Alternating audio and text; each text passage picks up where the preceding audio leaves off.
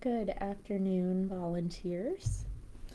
Today, for our live at lunchtime volunteer training, we will be talking about the best ways to market our adoptable pets. So, things that we can do um, to get these guys out of the shelter as quickly as possible. I'm going to try not to cough too much throughout this training, but cold and flu season must be here because I've been coughing all night. So we will jump into it. So I just want to kind of start out with some shelter statistics. Now, these are not specific to HSMBA. These are from the World Animal Foundation. So this is basically statistics for the United States as a whole. So 5.8 million animals entered the animal shelters in 2024. This can be um, municipal shelters, humane societies, rescues. This is just a bulk for that year, for last year. 4.1 million cats and dogs are adopted annually. 25% of dogs in the shelters are purebreds, which I find very interesting, and I agree with this. 9% of dogs are purchased from pet stores. There are 30 to 80 million stray, feral, uncared for cats in the US. That is absolutely insane. Considering if these guys are stray and uncared for, that probably means that they are intact. And if that is not a situation that gets under control, I expect those numbers will continue to rise, unfortunately. Kittens have an 81% adoption rate, while older cats have a 54% adoption rate. So that's not too terrible. And again, we're not just talking about humane societies here, we're talking about municipal shelters too. Every shelter is going to have different standards on care as far as how long they'll allow pets in the shelter before they are required to put them down for space. That's pretty common in municipal shelters. So that would be why those statistics are probably a little lower. Puppies have a 60% adoption rate, while older dogs have a rate as low as 25%. That's awful. But again, this is the United States as a whole. This is not specifically HSMBA, but I did want to put these out there just so you guys kind of get an idea of the severity of the stray pet population in the United States. So, most common dog breeds that are in animal shelters, and again, this is from World Animal Foundation, so this is the United States as a whole. But aside from dachshunds, this list is pretty common for our shelter as well. Maybe not boxers too much. Pit bulls, Labrador retrievers, specifically black ones in our case, German shepherds, the dachshunds, chihuahuas, and boxers. So we see, I mean, pit bulls and chihuahuas, I think, are pretty consistent just with southern states in general, and a lot of black labs. We see those in German shepherds all the time. So across the U.S., it's we seem to have a pretty similar um, common theme when it comes to the dogs that come into our shelter. Commonly banned dog breeds are going to be Rottweilers, German Shepherds, any kind of pit bull mixes, American Bulldogs, Akitas, Cane Corsos, Dobermans, Malamutes, Chow Chows, Huskies, Great Danes, Mastiffs, Bull Terriers. And this is basically meaning that these guys are the breeds that are targeted due to concerns about their perceived aggression and potential for causing serious harm. Um, One thing I want to kind of say about this is that all dogs are capable of, being reactive. However, the reason that these particular breeds are going to be commonly banned is if they did decide to bite, their bite is just going to be far stronger than some of the smaller breeds. And I really think that's the only difference when it comes to dog bites specifically. I've been bit more by Chihuahuas than all of the breeds combined. So, um, unfortunately for these guys, they're a little bit stronger, so it kind of lands them in a bad place. And the reason I bring up the banned dog breeds for marketing adoptable pets is because these specific breeds, there's nothing wrong with these dogs. It is not the breed that I think is really the issue, as much as environmental factors from before they arrived in the shelters. The problem for us is we now have a much smaller adoption market for these guys because anybody who is in a apartment or a home that has breed restrictions because they're renting, that now cuts us down to a much smaller bracket of approved adopters. We cannot adopt these out to certain apartment complexes.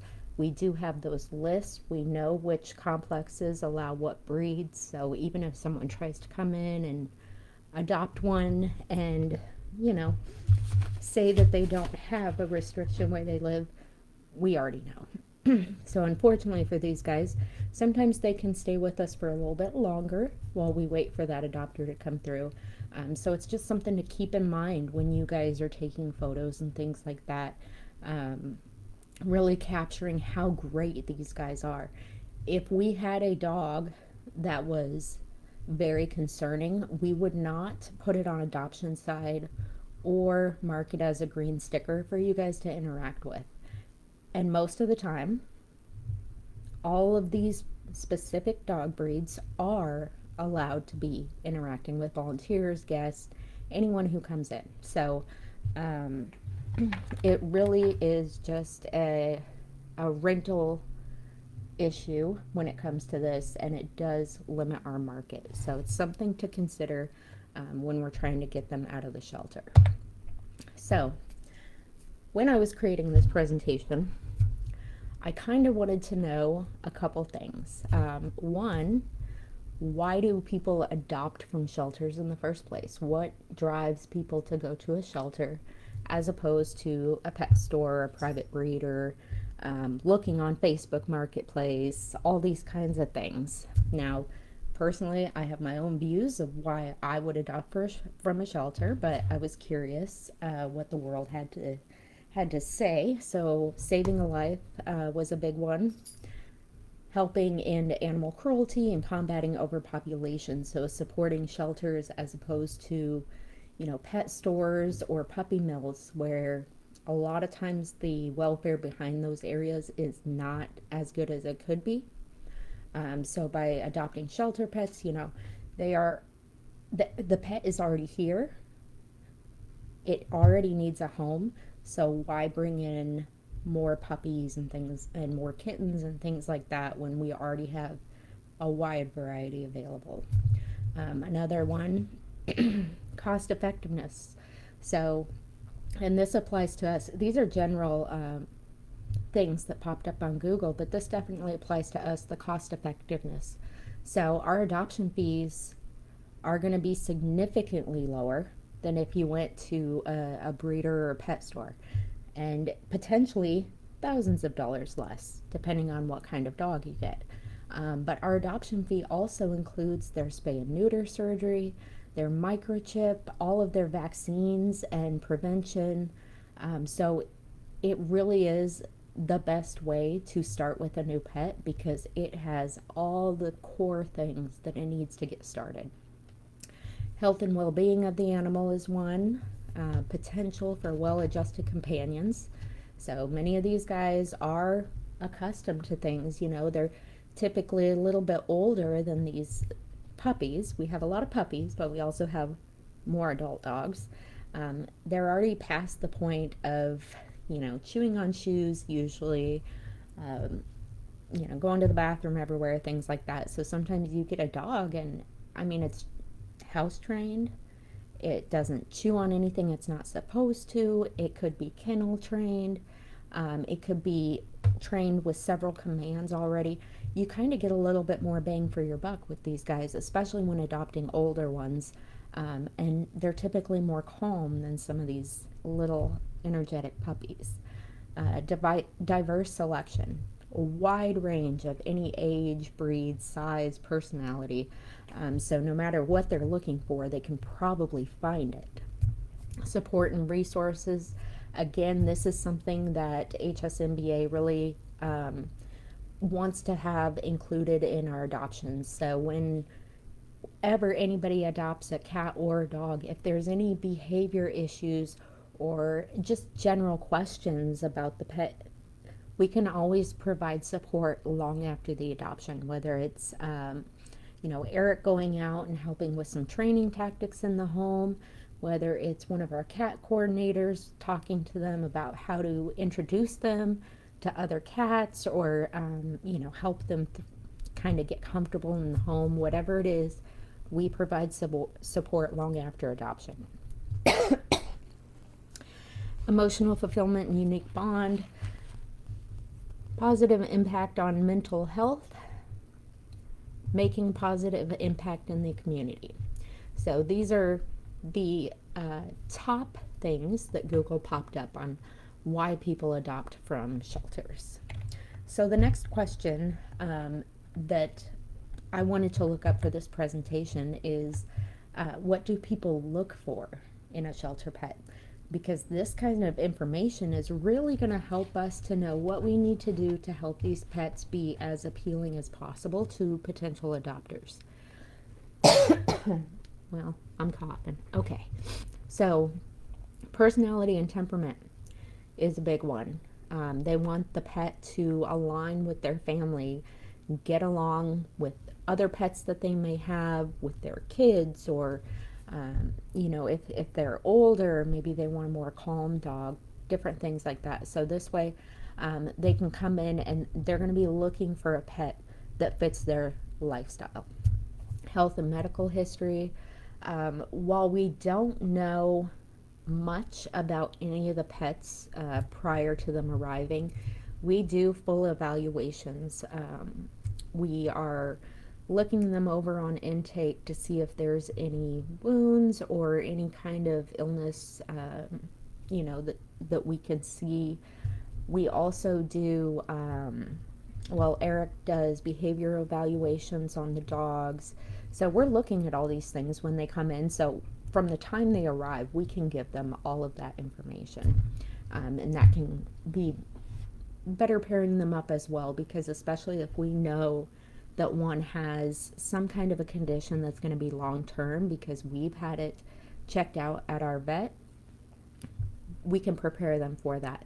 And a lot of people will pass on pets that need long-term health care, but there's many that won't, and they're perfectly fine with taking that on. So this kind of information, it can be really valuable to us. Breed or breed mix, we have such a variety of all shapes and sizes, lots of things that can be marketed there. Size, of course, and age. I think as far as the puppies and kittens, these guys do really well with getting adopted in a much shorter time frame. Based on my experience, I've seen that many people do like to get the younger ones so that they have the maximum amount of time with the pet, being that they have shorter lifespans than us. But others will prefer senior pets. We have a lot of senior adopters that prefer senior pets because they might be getting older, not knowing how much time they have left. And it's kind of a good pair up, because to get a puppy, that's a lot of time. They may not have the energy for all the training, but these senior pets are calm. A lot of them are already house trained, and they're not going to be too much for someone who's in their golden years. So we have a lot. I personally am not at retirement age yet, but I prefer senior pets. It does break my heart that I might only have 5, 6, 7 years with them. However, based on my lifestyle, how much time I have available, I love senior pets, and I think they deserve however many years they have left to be their best if possible. So I typically will opt for a senior pet. So you never know. You never know what someone wants as far as age. Lifestyle and time commitment. This is a big one. This is why I don't have 1 year old large dogs that like to run, because that is not my lifestyle, nor do I have time for that. Financial resources, of course, as I kind of mentioned before, some of these guys might have chronic health issues that are going to require treatment throughout their life. Others, especially, these puppies and stuff, they might appear perfectly healthy. So it just kind of depends. Each pet has different needs. Regardless, though, they all need food, veterinary care, things like that. Compatibility with existing pets and children, kind of mentioned this in the last slide. We want them to be able to coexist. And training and behavior. This is a big one. I would say, I don't want to put a number on it, but some people are perfectly okay, with puppies, and they completely understand they're not potty trained. They're going to have to potty train them, whatever. While others definitely come in and they prefer one that's already house trained. So again, knowing all this information, we can make sure we're kind of pairing them up with the best adopter possible, which is why we have these pet personality and health reports. So what you're kind of looking, yes, I ask you to describe their personality. What do you think? Are they gentle? Are they calm? High energy? Do they like running? All these things, it can try and determine what kind of lifestyle you think this dog would enjoy the most. Obviously, I want you to put any health concerns, but these are, if it's something really serious, if you're seeing blood in urine, or nasal discharge, eye discharge, something that could be more serious, I want you to let a staff know immediately.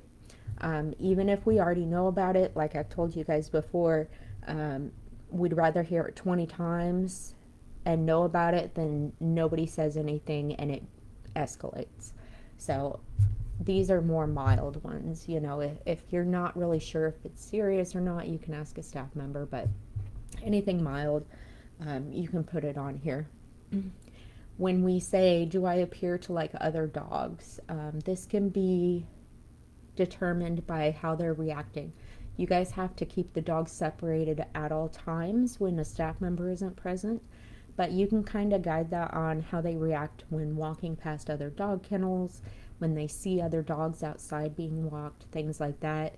Obviously, if you're participating in pack walks, play groups, you can probably put a yes, especially if they're getting along great with the other ones.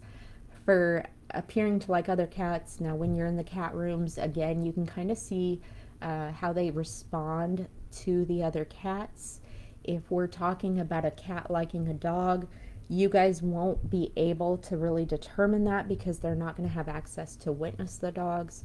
But as far as dogs liking cats, if Tom the feral is out in the woods when you're walking dogs, you can kind of get an idea how he responds to that. Or if you happen to be walking a dog past Mateo. And sometimes we will walk a dog next to Mateo just to kind of get an idea if we have a adopter that is wanting to know how they get along with cats. We can't guarantee it, but we can get a little bit of a sense of an idea.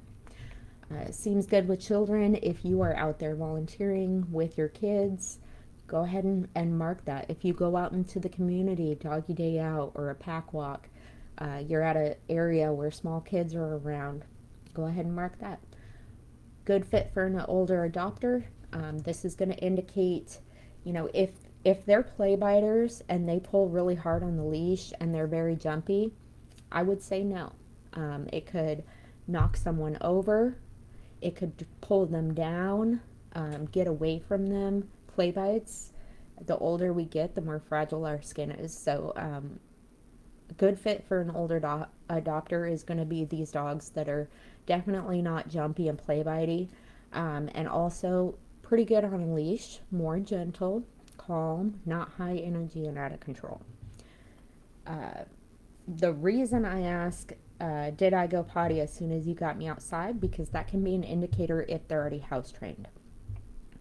You can also double check their kennel before you take them out.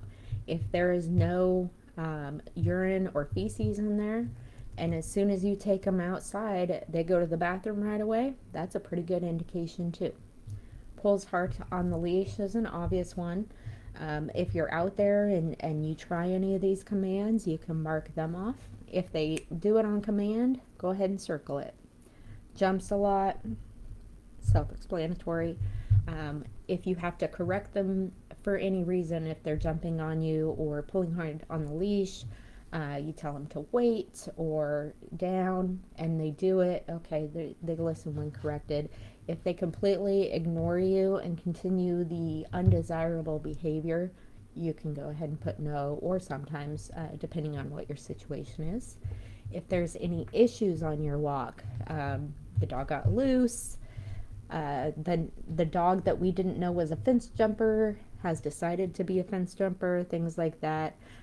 Maybe there was a possum out there and the dog tried to chase it, anything like that. You can go ahead and write anything down.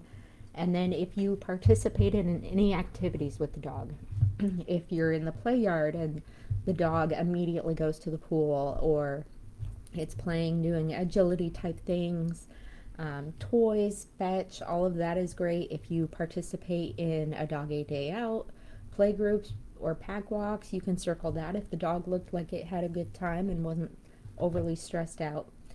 All of this information helps us not only create a good biography for them to make them, as marketable to our adopters as possible, but it gives us insight on what's the best household for them. What do we need to work on? If they're jumping a lot, then we know we can kind of train that behavior out of them. Same with the leash pulling, things like that. And it's always fun to kind of work with these guys to teach them, shake or lay down, something like that. Just lets them get their mind a little bit more stimulated, in addition to getting a reward for any time they do it good, and it gets them just further trained up for when they do go into a household. So I actually want to switch these two. So talking a little bit about that with the training, jumpy ones, play biters, you guys can, or teaching commands. This dog training cheat sheet is located right above the sign-in sheet. It's laminated and posted on the marker board. Just a quick little cheat sheet for you guys to look at. So when you guys are working with these dogs, taking them on a walk, if they're jumpy or a play biter, these are just some tips to help you kind of train those behaviors out of them. All it needs is consistency. If everybody does it, these guys are going to catch on so quick. Spending just 5 minutes working on redirecting them from play biting, or teaching them not to jump or to walk calmer on a leash is going to go a long way in getting these guys where they need to be. As far as teaching commands, it doesn't matter what the command is, there's super easy ways to get them to do that. So they're very food motivated, they love their dog treats, so use this cheat sheet as much as you need to. If you have further questions, if it's not working, ask Eric. He is a licensed dog trainer. He can help you guys. He knows all the tips and tricks to kind of get these guys into a better place, and he'll tell you too, even just a 5-minute training session with them. You don't want to overstimulate them. You don't want them to get frustrated if they can't figure it out. But being consistent, everybody kind of using the same techniques with getting these guys, more well behaved, will go a long way and get them adopted much quicker. So coming back to this one, ways that you guys can help us market these guys. Helping keep them socialized with humans is a big one. We don't want them to be fearful. We want them to be social and just kind of love everybody, so they show well when people come in. capturing photos of them and their unique personalities. So while they're outside playing, or if they're a super gentle dog or a super laid back cat, just getting some pictures. Whatever you capture is going to be a whole lot better than a photo of them in a kennel or in the vet room on intake. So try to get some really good pictures of them and just email those to me. I'll upload them to the file. Filling out the pet forms is extremely important for these guys because we just don't have time, staff members, to get in there and be able to do this fun stuff of really getting to enjoy them. Participating in dog programs, that's going to promote socialization with other dogs, helping train them to have good manners. Taking them out for a doggy day out is such a big deal. Not only does it get them out of the shelter and reduce their stress dramatically, but it also gets them seen by more community members, as well as off-site adoption events. Same thing, gets them away from the shelter, away from all the barking and overstimulation, and they can be seen in person, because being seen in person is often far more effective than just looking at a photo of them. Fostering any pets that are struggling with the shelter environment can be a big way to get them into the best home. We also find that some dogs, they just don't behave well in the shelter. Seems like they're out of control, but once we get them out or they go into a foster home, completely different dog. It is really almost fascinating how much it affects their mentality, and seeing them in a shelter environment versus just down the road at the park can be such a dramatic difference.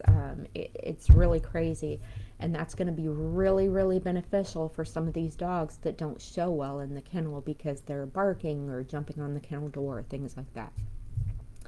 And then of course I always tell you guys, with the photos and stuff, photos, videos, even just your story about them, share them on your social media. We do have our circle that follows our HSMBA Facebook account, but you guys are going to branch out into a much larger audience, and you never know if someone is going to see one of the pets that you've been hanging out with and spending time with and think that that's the perfect animal for me. So make sure you're really taking advantage of that. So past that. And also, I do want to mention, a lot of times people are nervous, especially our new ones, and it's completely understandable. When you're a new volunteer, you're still trying to figure out how to do certain things, and you're still getting comfortable with being in the shelter and handling the pets and everything like that. But once you get comfortable with that, please do not be afraid to talk to guests about your favorite pets. The more you know the pets, when we have visitors come in, you're going to be able to talk about the pet they're interested in. If they're not sure what they're looking for, you can share your favorite pets with them, talk about them, show them to where they're at in which kennel or in which cat area, and tell them all about it. We have a couple volunteers that really come to mind that do this quite frequently, and those volunteers are amazing. They know the animals so well. They take the time to really get to know them, and they will approach the visitors. Hey, do you guys have any questions? Are you looking for a specific pet? And if you're comfortable with that, I highly encourage you to do it. A lot of the things they might ask are possibly things that are going to be on the kennel card, and those are things as far as age, how long they've been there, when they came in. They might ask why they came in. Majority of them are strays. I believe that it says on the kennel tag how they entered in. Obviously it'll have their vaccine dates and stuff. But as far as personality and things go, that's really going to be on you guys, because you guys know better. And the kennel tag sometimes has a biography on it, sometimes it doesn't. But we are working on that, getting some better kennel cards available so that it's just the pet's name, their photo, and all the information you need to know about why that is a great pet for adopting. And then when it comes to the photos, I know I talk about pet photos all the time, but a lot of people are looking at our pets online and don't even come into the shelter until they've seen someone online that they're really interested in. It's just kind of our world now, you know. Most people go online before they go in anywhere. So it's something for us to take advantage of, and pet photos are a great way to do that. So these are just some photography tips that I figured I'd throw in. So when you guys are taking photos of them, focus on the eyes, pay attention to the lighting. So if you're in the trees where the walking trail is, sometimes it's a little dark. So be careful with that. But other than that, I don't think I've seen too many areas. You know, just be mindful if you're in the shade and it's kind of cloudy out. Avoid busy backgrounds. So when you're getting photos of them, try to eliminate any extra kennels in the background, things like that. We want people to look at the photo and focus on the pet in the photo, not on all the stuff around it. The shelter can be very busy with donations and kennels everywhere trying to hold everybody that's in there right now. So if you can kind of find an area that's a little bit less busy, that'll be ideal. Definitely be patient. Unless you're working with a senior pet or a lazy cat, it might take you a little bit to get some good photos. They are like a pinball machine. They're just everywhere. You got to catch them. Get down to their level or experiment with different angles. Capture their personality, whether, if they love playing in dog pools, get some pictures in there. If they like playing with, if it's a cat that likes playing with the wands, get a picture of them playing with that. Just whatever their silly, unique personality is, the things that they really love, get some pictures of it. And that kind of leads into candid moments, just while they're walking around, whether it's, the cats in the get to know you room, the dogs in the play yards. You'll be surprised on how cool some of the shots are when you're just not even trying to get their attention. You're just snapping pictures of them as they kind of mosey around. Rule of thirds, if you're not familiar with that, just making sure that it's not, just their face. Get a little bit of background information, but not busy background. Just make sure it's not more background the pet, things like that. You want the pet to be about 2/3 of the photo. Last thing, reward them for their efforts. If you're going to take some photos of them, go ahead and take some treats too, and that might be a good way to get them to actually sit still for a minute while you take their photos. So the cats might be a little tricky. They're probably going to jump up and try to bite your finger if you withhold that treat. But with the dogs, using that treat to make them sit and focus on the treat long enough for you to get a good photo of them, it goes a long way, especially if you have limited patience. And then I just wanted to kind of throw this in. This kind of goes back into sharing to your social media, because I was kind of curious after I mentioned that in the previous slide. And as of 2025, 73% of Americans are active social media users, and they're spending an average of almost 2.5 hours on social media a day. That is so much screen time. It is crazy. I hate social media just because I just don't like it. That's completely irrelevant to training. But the point is, knowing that information, we can use it. This is how we're going to reach the most people.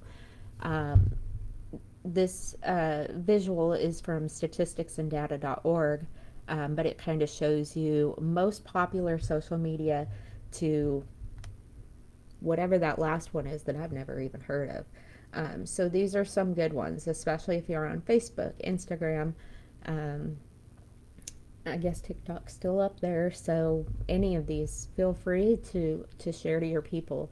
I only have Facebook and Instagram for the volunteers, so I think that's also all we have for the shelter itself. I don't believe we have any of these other ones.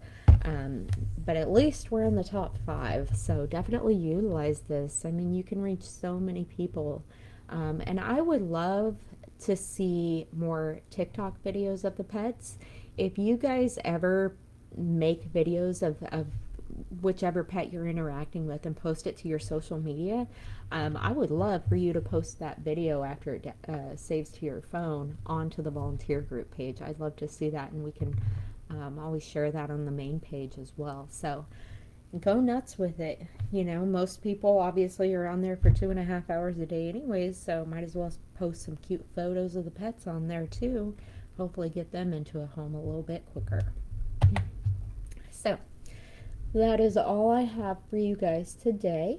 Um, Again, that was marketing adoptable pets. I am going to upload this to the volunteer resources page on our YouTube, our HSMBA YouTube account. So this will be available for you anytime you need it. If you want to rewatch it, or if you didn't get to watch it now, you can always look up on there.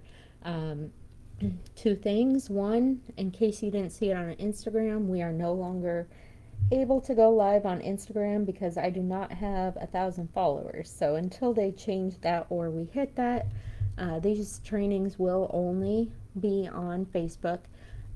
They will continue to always go onto YouTube as well, but for now, as far as live training, it's only going to be available on here. Other than that, I thank you guys for taking the time to watch it, and I hope you guys have the rest of your day is really good. So have a good day.